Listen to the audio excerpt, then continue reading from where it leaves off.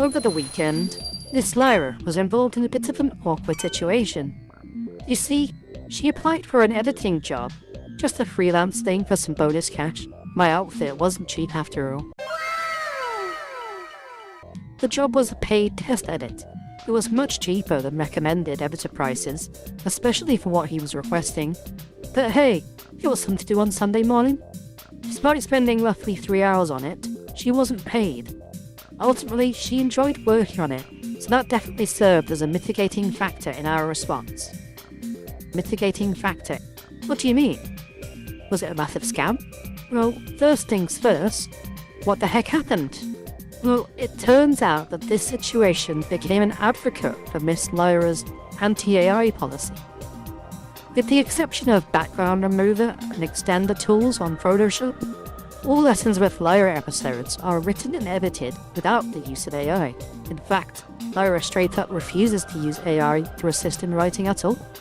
No CVs, no requests, nothing.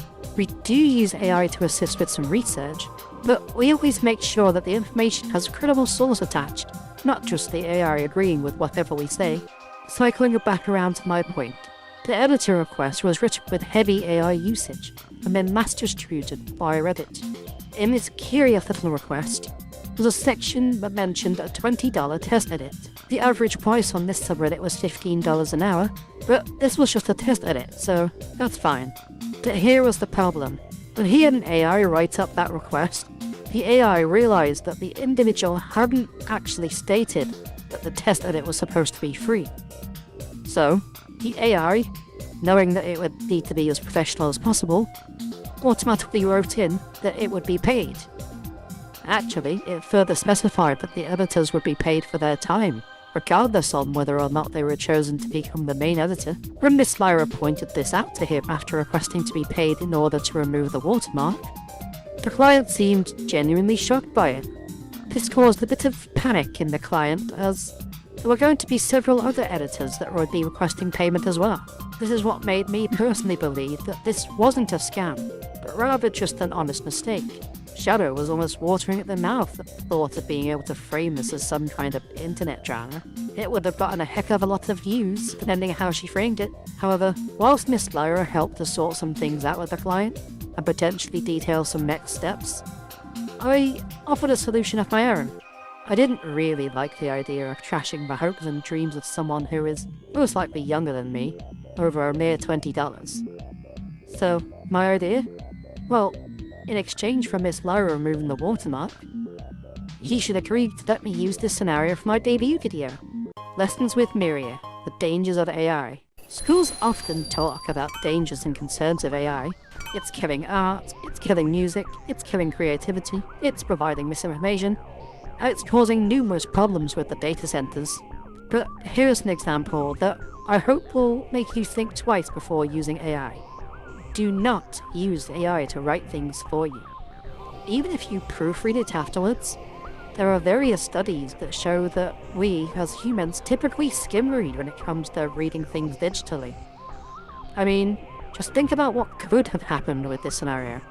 Editing is extremely hard to get into, so let's say that 30 people applied for this. If no one was willing to compromise, and everyone was demanded to be paid what they were owed, that would be $600.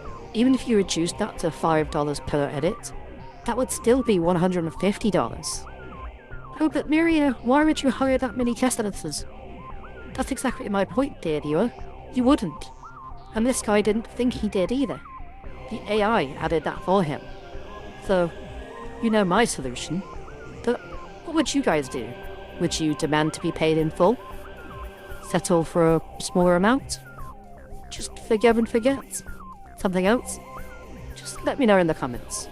Then something funny happened. You see, after I'd finally convinced Miss Lyra to let me take over and propose this offer, we suddenly received a message. I was busy typing out my response when, poof, out of nowhere, a wall of text appeared. It was a detailed response from the client.